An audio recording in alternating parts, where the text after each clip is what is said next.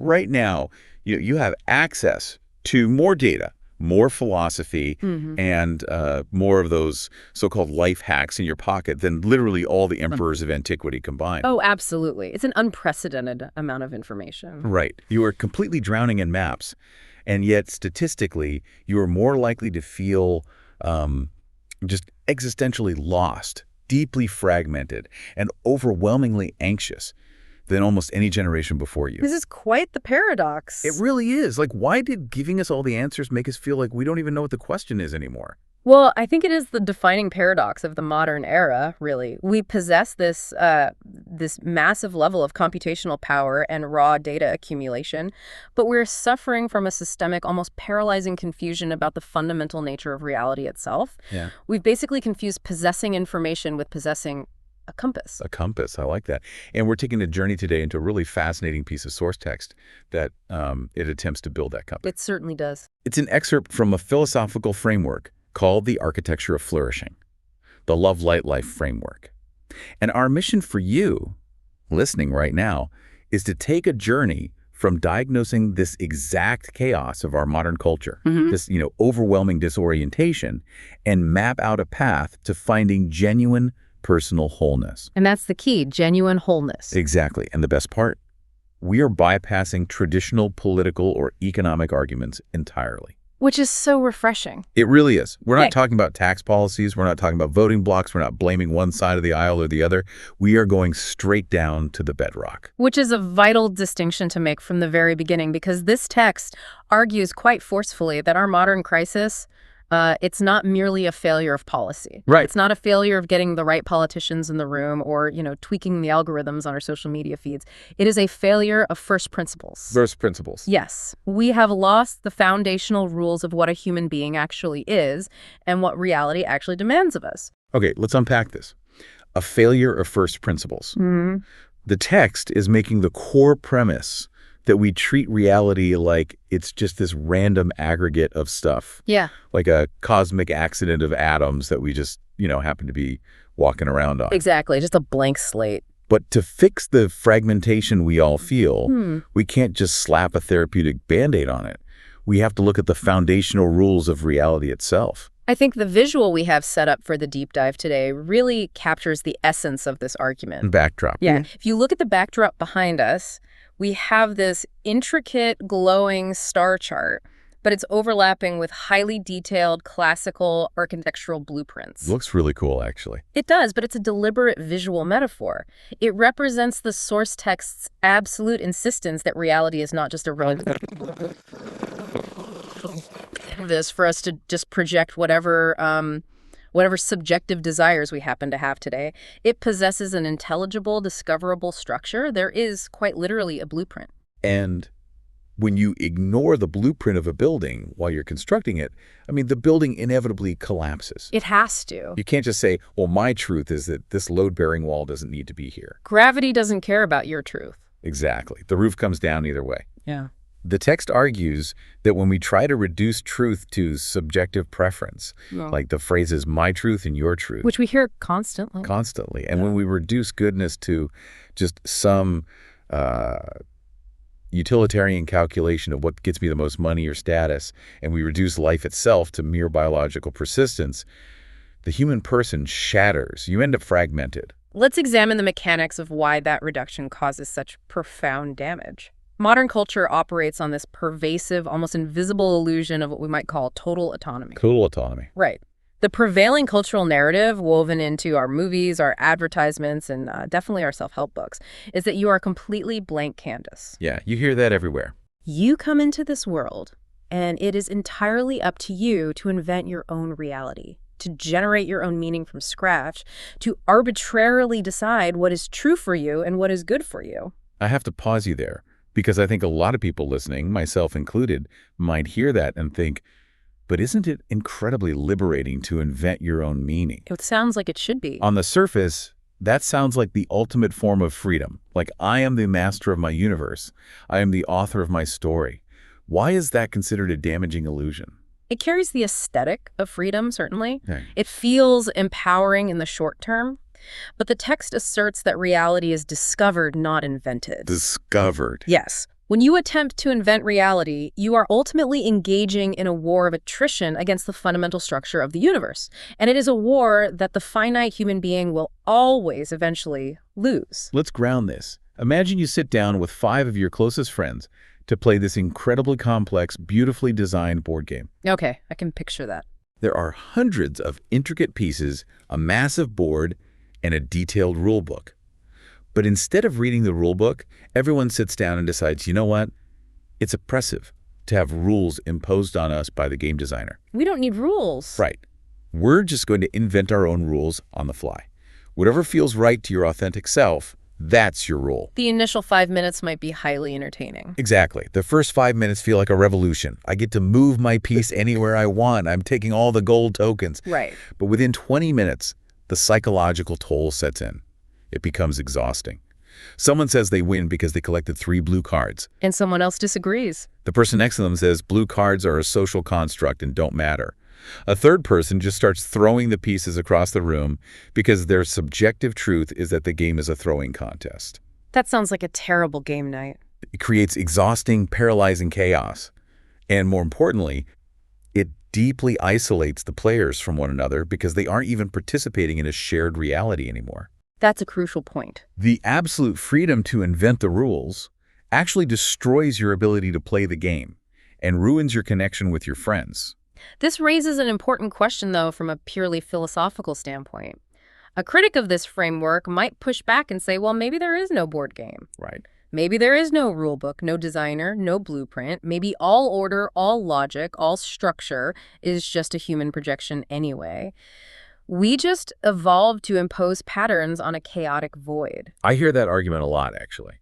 The text anticipates this exact modern skepticism and addresses it through the concept of a performative contradiction. This part of the source material was dense, a performative contradiction. It is a bit dense, yes. Walk us through this, because I really want to understand the mechanics of how you prove the universe has rules. A performative contradiction occurs when the very act of making a claim structurally undermines and contradicts the claim itself. Give me an example. For example, if I were to say to you, I cannot speak any English words. I have used English words to make the claim, thereby proving the claim false in the act of stating it. Got it. Okay, Yeah. that makes total sense. Yeah. So how does that apply to the structure of reality? If a modern skeptic says, all order, all rationality, and all structure are just illusions projected by the human mind onto a meaningless void, they run into a massive structural problem. Which is what? The human mind that is supposedly doing all of this complex projecting must itself already possess a highly determinate, intelligible, and organized structure in order to project anything at all. Oh. A completely unstructured, chaotic void cannot suddenly organize a coherent projection of structure. Right, because the projector itself needs parts and gears to work. Exactly. The act of forming a logical argument, using the laws of grammar, syntax, and non-contradiction to try and convince someone that logic doesn't exist, it's a performative contradiction. It's wild. Therefore, the very ability to think, to project, or to argue proves irrevocably that reality must have an objective underlying structure. You cannot argue against the structure of reality without relying heavily on the structure of reality to make your argument. You need the rules of logic just to formulate the thought that there are no rules. Precisely. It's completely unavoidable. The game has a board, whether you want to acknowledge the cardboard or not. And that unavoidable structure is the firm ground we have to stand on before we can build any path toward flourishing. Moving away from the chaos of our subjective, make-it-up-as-you-go modern ethos, the text shifts us to this bedrock by laying out 4 logical prerequisites of existence, the foundational architecture. Let's walk through the mechanics of these 4 pillars. Because if we don't understand the foundation, the rest of the framework is just going to sound like, self-help poetry. And we definitely want to avoid that. Right. Pillar number 1 is that reality possesses intelligible structure, which we just proved with the performative contradiction. We don't invent the structure, we discover it. Pillar number 2, and this is where I really had to stretch my brain, is teleological order. Teleology is derived from the Greek word telos, which translates to end, purpose, or goal. Purpose. The argument here is that things in reality are not merely arranged haphazardly, they are directed inherently towards specific ends. Like what? Well, a living organism is not just a random bag of chemicals sloshing around. It is a highly integrated, functional system directed toward ends like growth, cellular repair, and reproduction. The source text uses this medical analogy of a malfunctioning heart, and I think it perfectly crystallizes what teleology actually looks like in practice. It's a very clear analogy. If you go to a cardiologist and your heart isn't pumping blood properly, the doctor doesn't look at the monitor and say, yes, this is simply a different interpretation of a heart. That would be absurd. Right. This heart is living its own subjective alternative truth. Who am I to judge its pumping rhythm? A cardiologist who said that would lose their medical license immediately, because the entire field of medicine relies on the understanding that the heart has a telos. A bad heart isn't just a different heart. It's a heart that is actively failing its inherent nature. Exactly. It has an end to pump blood to sustain the life of the organism, and it is failing to achieve that end. The concept of malfunction in medicine, or like error in computer programming, proves that we intrinsically believe reality has a genuine teleological structure. We operate on it every day. Things are supposed to work a certain way. They're directed toward an end proper to their specific natures. And that precise concept of malfunction leads us directly into the text's third foundational pillar, which requires a massive paradigm shift. It is the framework's definition of evil. Okay, here we go. The text argues that because reality is ordered toward genuine ends, because things have a telos, we can define evil with clinical precision. Clinical precision. Yes. Evil is not a positive standalone substance. Evil is a privation. Wait, hold on. A privation, an absence. I have to push back on this pretty hard because it flies in the face of almost everything we absorb from pop culture and even basic historical awareness. It is a difficult concept to grasp initially. We picture good and evil as these equal, opposing forces. Yeah. Like the light side and the dark side of the Force in Star Wars. A very common trope. Or we look at history. We look at systemic, institutionalized cruelty. If evil is just a privation, just a shadow or an absence, how do you explain something like a concentration camp or a coordinated human trafficking ring? That is the ultimate test of this theory. A shadow cannot build a prison. A shadow cannot engineer a weapon. Yeah. There has to be an active, positive force of malice there, right? How does the text deal with coordinated systemic cruelty if evil is just an absence? It is the most vital pushback to this framework, and it requires us to separate the effects of an action from the ontological nature of the action itself. Okay, break that down for me. Let's start with a physical analogy before moving to the moral one. Consider blindness. Blindness is not a thing that you insert into a person's eye. Right. You cannot isolate a molecule of blindness in a laboratory. Blindness is simply the privation, the tragic absence of sight in a being that is teleologically designed to see. Okay, I'm with you. A stone is not blind because a stone has no telos towards sight. But a human eye that cannot see is experiencing a severe privation. So cold isn't a physical substance, it's just the slowing down and absence of thermal energy. Darkness is a particle, it's just blocked photons. No, exactly. Now, let us apply that exact mechanical logic to your example of institutionalized cruelty or a criminal syndicate. Okay. A human trafficking ring requires immense organization. It requires high-level intelligence to evade law enforcement. It requires loyalty among the conspirators. It requires courage to face risks. That's true. Every single one of those traits, intelligence, organization, loyalty, courage, are, by their nature, structurally good faculties. They're perfections of human capability. Wait, so the evil isn't the intelligence itself? No. The evil of the syndicate is not a separate, magical, dark energy powering the operation. The evil is the complete corruption and misdirection of those inherently good faculties away from their proper telos, which is human flourishing, and twisting them toward a destructive end. Okay, I'm starting to see the mechanism. It's like a car driving 90 miles an hour into a brick wall. Go on. The engine, the transmission, the fuel, those are all functioning perfectly. They're powerful and good mechanisms. The evil is the steering wheel being jerked in the wrong direction. That is a brilliant way to conceptualize it. The destruction is caused by the power of the good engine being misdirected. Evil is inherently parasitic. It cannot exist on its own. It has no independent engine. It can only exist by attaching itself to a good structure and corrupting it. Like a virus. Exactly. A parasite needs a host. Evil needs a good structure to distort. A lie only has power because human beings have a natural inclination to trust the truth. Right. If we expected everyone to lie all the time, a lie wouldn't do anything. Precisely. If we didn't inherently value truth, a lie would be meaningless. The lie is a parasite on the structure of truth. That reframing is actually kind of staggering. The rust didn't build the car. The rust is just the deterioration of the iron. Without the car, the rust has no existence. It is entirely dependent on the good. It completely strips evil of its mythological power. It's not a dark god, it's just a tragic malfunction. Which brings us to the fourth and final pillar of the foundation. Finite flourishing requires participation. Participation. Because we are finite beings, we must recognize our limits. You did not create yourself. You did not invent the laws of rationality. You did not construct the laws of physics. And you did not engineer the teleological drive of your own heart. No, I definitely did not. We do not possess the source of our existence from within ourselves. We didn't design the board game. We just woke up sitting at the table. Precisely. Therefore, genuine flourishing for a human being cannot possibly be an act of radical autonomy or ex nihilo self-creation. It must be an act of participation. We join in. Yes. We derive our being, our goodness, and our internal order from a structural source that precedes us. I really want to speak directly to you listening right now, because when I sat down and read this specific part of the source text, I felt this massive, almost physical weight lift off my chest. It is very freeing. If you're a person living in the modern world, you are constantly bombarded by this exhausting demand to find yourself, to build your personal brand, to create your own meaning, or to manifest your reality. It's an endless treadmill. It is a crushing amount of pressure to put on a fragile human psychology.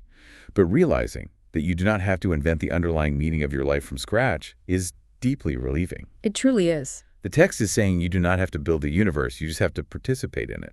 It's the difference between being told you have to compose a flawless, original symphony out of thin air every single morning versus being handed an instrument and invited to join a masterful orchestra that is already playing a beautiful piece of music. Your job is just to get in tune.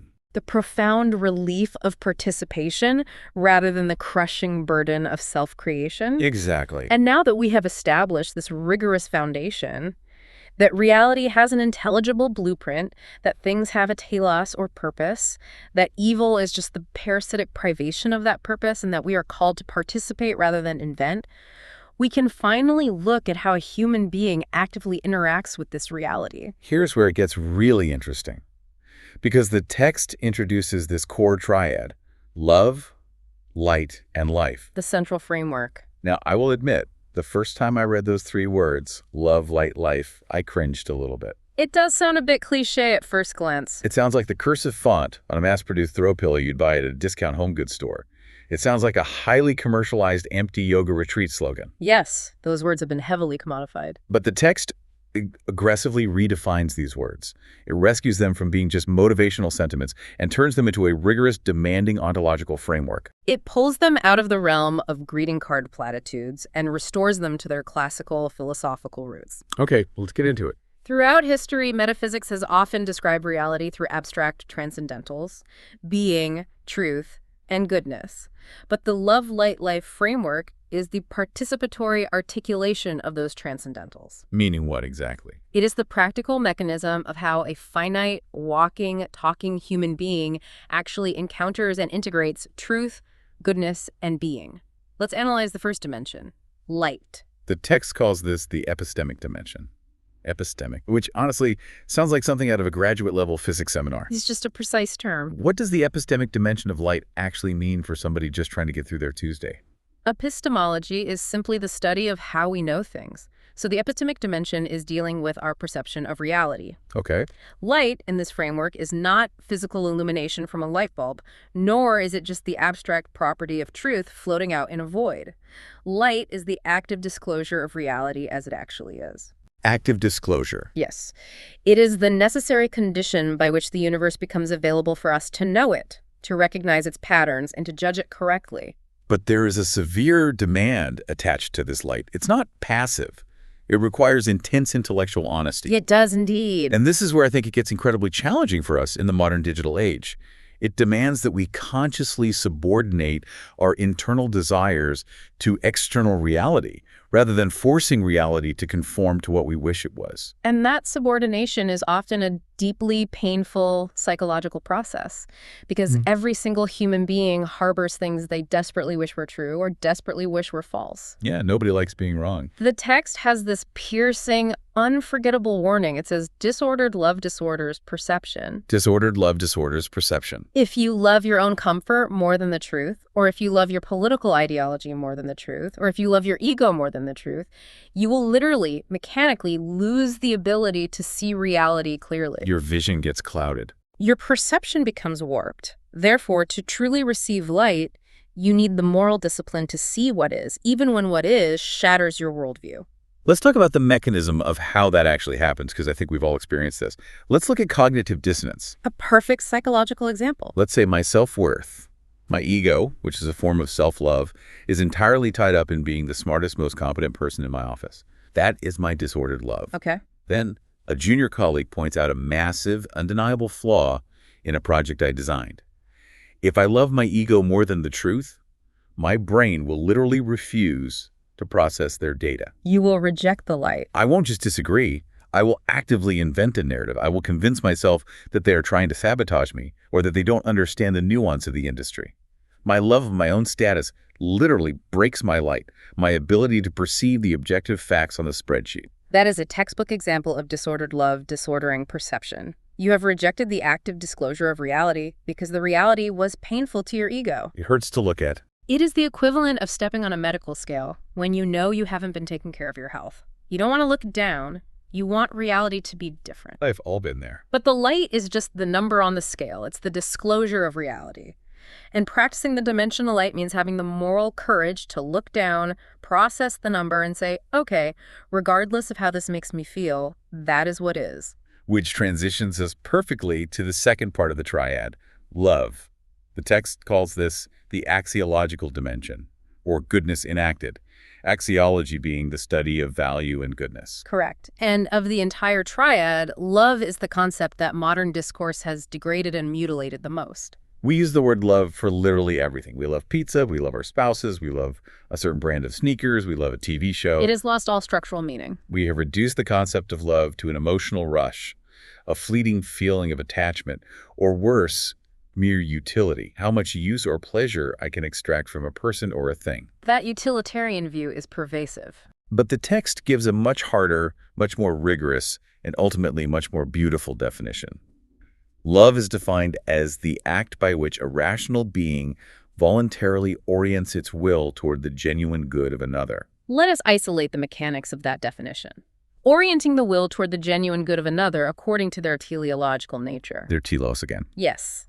Love, in this philosophical framework, is not fundamentally an emotion at all. The warm, affectionate feeling might accompany the act of love, and often does, but the essence of love is a voluntary, normative orientation of the will. Voluntary, meaning I choose it. And crucially, it requires absolute freedom. Compelled affection is not love, it is programming. If you build a highly advanced robot and you program it to say, I love you and serve you breakfast every morning, the robot does not love you. Because it has no agency. It didn't evaluate the options and choose your good. It's just executing lines of code. It's a machine following a script. Exactly. True love requires the freedom to align one's will with objective goodness.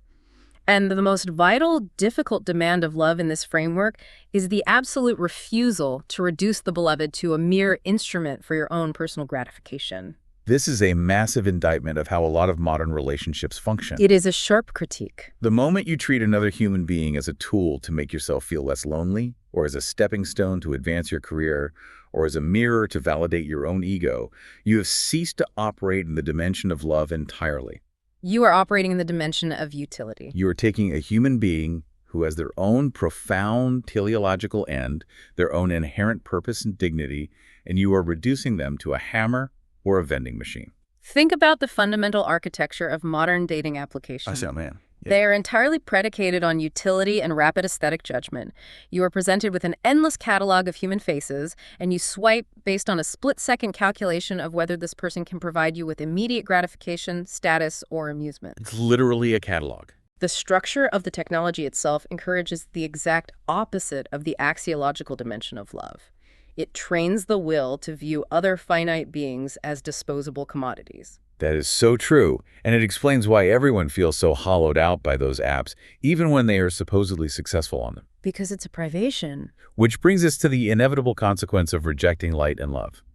When you reject light by lying to yourself, and you reject love by treating others as instruments, you inevitably suffer the privation of the third dimension, life. The ontological dimension. Ontology being the study of being, of what it means to exist. Life in this framework is emphatically not just having a functioning heartbeat and measurable brainwaves. It is not mere biological persistence. Right. Because a person in a permanent coma has biological persistence. But we intuitively understand they are not experiencing the fullness of human life. Exactly. Life is defined here as the integrated, actualized flourishing of a being according to its specific nature. Integrate. Yes. It is sustained by active participation in its proper source, and it is ordered by right love toward its genuine end. Life is the ultimate goal, the telos of light and love.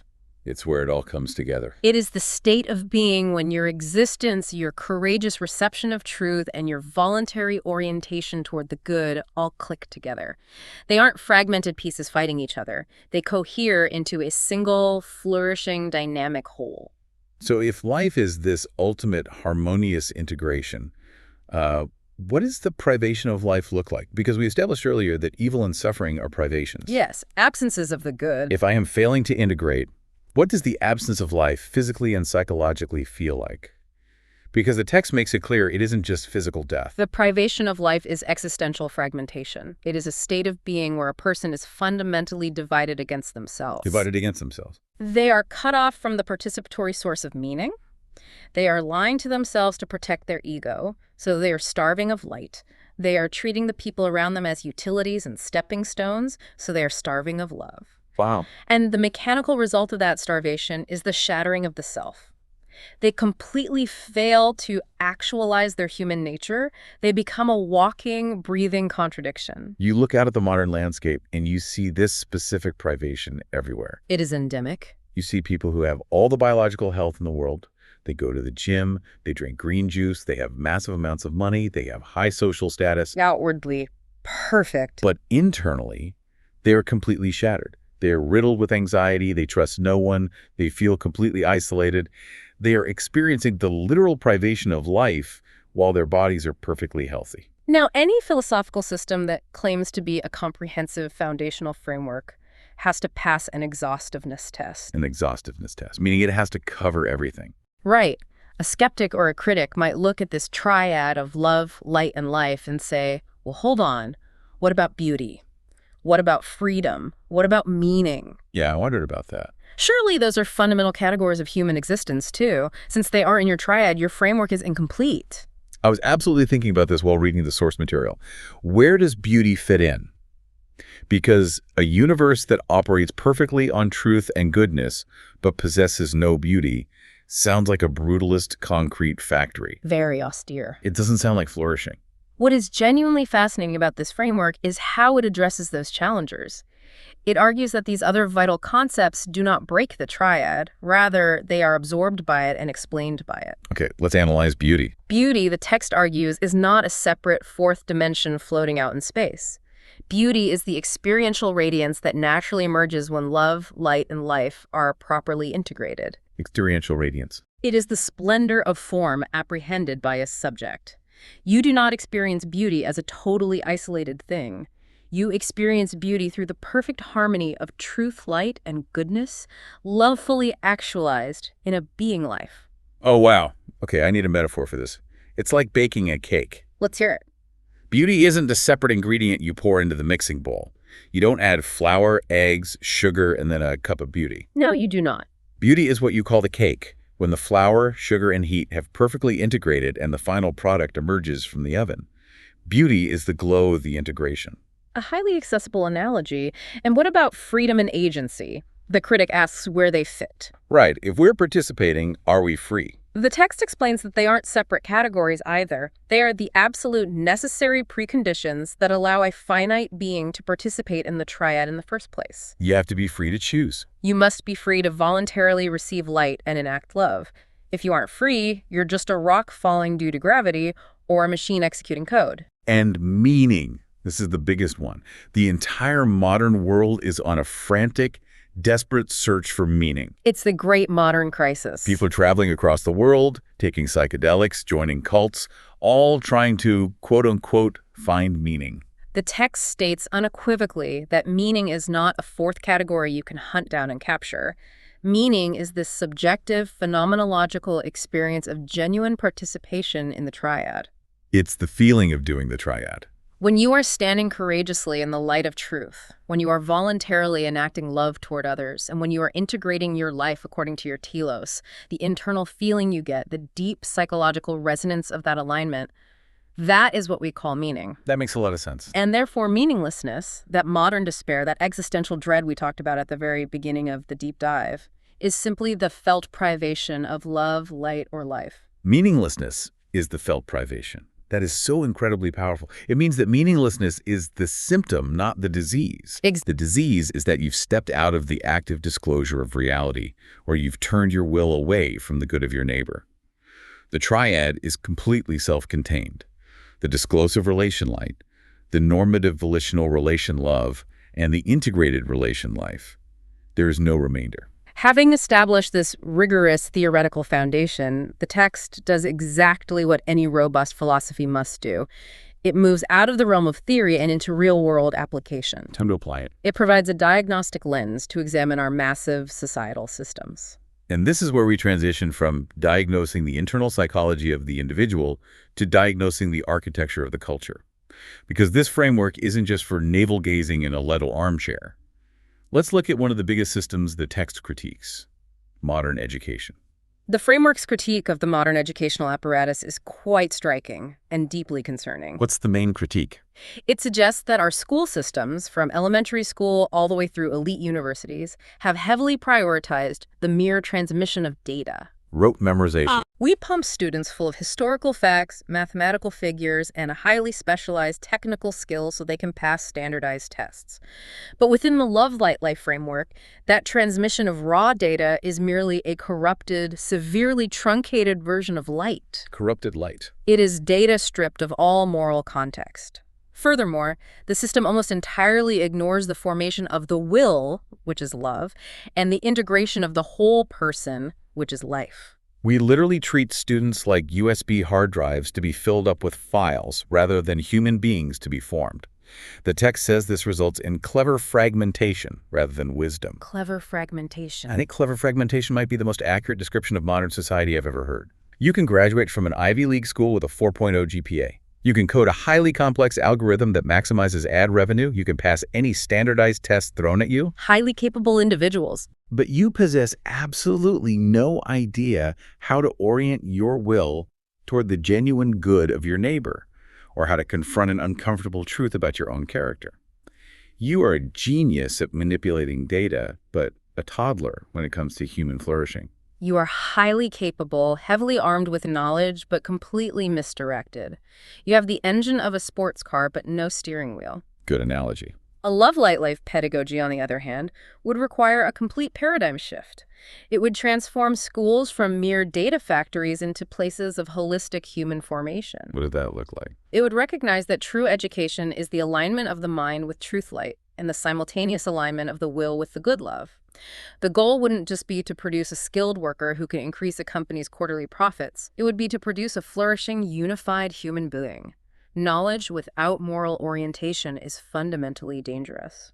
So how does this abstract triad actually change a school? I'm picturing a Tuesday morning history class. What is different in a classroom operating on this framework? In a traditional model, the history teacher transmits the dates and casualty counts of a war, tests the students on their memorization, and moves on. That is corrupted light. Just facts. In a Love Light Life classroom, the teacher certainly transmits the facts, but then guides the students to analyze the wills of the historical actors. Their choices. They examine how disordered loves, say, a leader's love of power over the truth, led to the privation of life for millions. The history lesson becomes a mirror for the student's own moral formation. It forces the student to ask, how am I treating the people in my own life as instruments, just as this historical figure did? That completely changes the stakes of education. It's no longer about just passing a test. It's about learning how not to become a tyrant in your own living room. Excellent. And if we take this framework and zoom out even further, we can see how this educational failure ripples out into our broader cultural decay. The text argues that when a society at large elevates subjective desire over objective truth, which we establish is a rejection of light, it inevitably enacts disordered loves. It fundamentally rejects love. If we connect this to the bigger picture, if there is no objective truth, if reality is just whatever I violently assert it to be, then other human beings cease to have inherent dignity. They just become props. They become props in my subjective movie. They become instruments for my desires. I start using people. That is the definition of a disordered love. And when millions of people in a single culture all begin to operate this way simultaneously, when everyone is using everyone else's utilities, when everyone is rejecting uncomfortable truths to protect their political tribes, the inevitable culmination is profound societal fragmentation. We see it clearly. We get mass isolation, skyrocketing rates of depression, and a culture of deep suspicion and despair. And what is that societal isolation, structurally speaking? That's the literal privation of life at a macro scale. The whole society is failing. The societal body is failing to actualize its nature. It is actively tearing itself apart because the connective tissue of truth and genuine love has dissolved. And the cure isn't just to shout louder on social media or double down on whatever political ideology you belong to. The text is so clear. The cure isn't more intensity of the same disordered desires. You can't fix it with more noise. You can't fix the profound isolation of the modern world by just getting a better algorithm to feed you more subjective validation. The cure is realigning the culture with intelligible reality. We have to get back to the blueprint. We have to realize the house is collapsing because we took out the load-bearing walls of truth and goodness. Which brings us from the macro-level diagnosis of a collapsing culture down to the micro-level of the individual listener's daily life. Back to the individual. Let us talk about personal wholeness. How does this philosophical framework contrast with the way our secular culture currently approaches human happiness and psychological distress? This is where the rubber meets the road for you, the listener. Because if you go to the standard modern therapeutic model, when you are feeling this existential dread or meaninglessness, often, and I want to be careful here, not always, but often, the distress is treated as merely a biological, chemical imbalance to be medicated away. That is often the first line of defense. Or alternatively, it's treated as a failure of self-actualization. The advice is often, you just haven't unlocked your inner potential yet. You just need to focus on you more. You need to cut out anyone who doesn't serve your truth. It is an incredibly inward-looking, isolating model of healing. The Love Light Life framework offers a profound, radical alternative. How does it differ? It rigorously acknowledges that, yes, biological chemical imbalances certainly exist, and they require proper medical and psychiatric attention. However, it asserts that a vast amount of modern human suffering is actually the natural structural consequence of privation. Structural consequence. It is the literal spiritual pain of a will that is oriented toward false goods. Or it is the deep psychological friction of a mind that is actively, exhaustingly refusing to see reality. It's the pain of living in direct contradiction to your own teleological nature. Oh. If you try to run your car on orange juice instead of gasoline, the engine is going to knock, it's going to sputter, and eventually the entire system is going to break down. A very apt analogy. The modern therapeutic model often tries to put noise-canceling headphones on the driver so they don't have to hear the engine knocking, and the therapist sits in the passenger seat saying, your choice to use orange juice is perfectly valid. Don't let the societal construct of gasoline tell you how to live. Which ignores the mechanics of the engine entirely. But the Love Light Life framework says, take off the headphones. Listen to the engine. You are hurting because you are pouring the wrong substance into the tank. You are violating your own blueprint. Healing, therefore, requires a massive shift in daily habit. It requires moving the focus outward toward reality rather than constantly retreating inward toward subjective feelings. So what does this all mean practically? Based on the text's prescriptions, we can extract 3 actionable daily habits to end this personal fragmentation. These are the practices of the Triad. Let's lay these out clearly, because this is the map back to wholeness. 3 daily habits to practice this framework. Habit number 1, the practice of light. This is the habit of intellectual honesty. Practicing light means courageously receiving the truth about yourself and the world, even when it stings. It is a severe moral discipline. Severe discipline. In your daily life, this means consciously stopping yourself when you feel the internal urge to spin a narrative to protect your ego. When you make a mistake at work or when you hurt your partner's feelings, the ego immediately wants to invent excuses. Oh yeah, defensive mode. Practicing light means stopping that narrative, looking at your actions and saying, what actually is, instead of what do I wish this was. It is the daily discipline of subordinating your desires to reality. That is incredibly tough. It means admitting when you're wrong without caveats. It means looking at your bank account and acknowledging your spending habits instead of blaming inflation. It's painful in the moment, but it clears the fog. It brings clarity. Habit number 2, the practice of love. This is the reordering of the will. If love is defined as orienting your will toward the genuine good of another, then practicing love means actively monitoring how you treat people throughout your day. Checking your own behavior. You must ask yourself, am I treating this barista, this coworker, or my spouse as an instrument for my own gratification?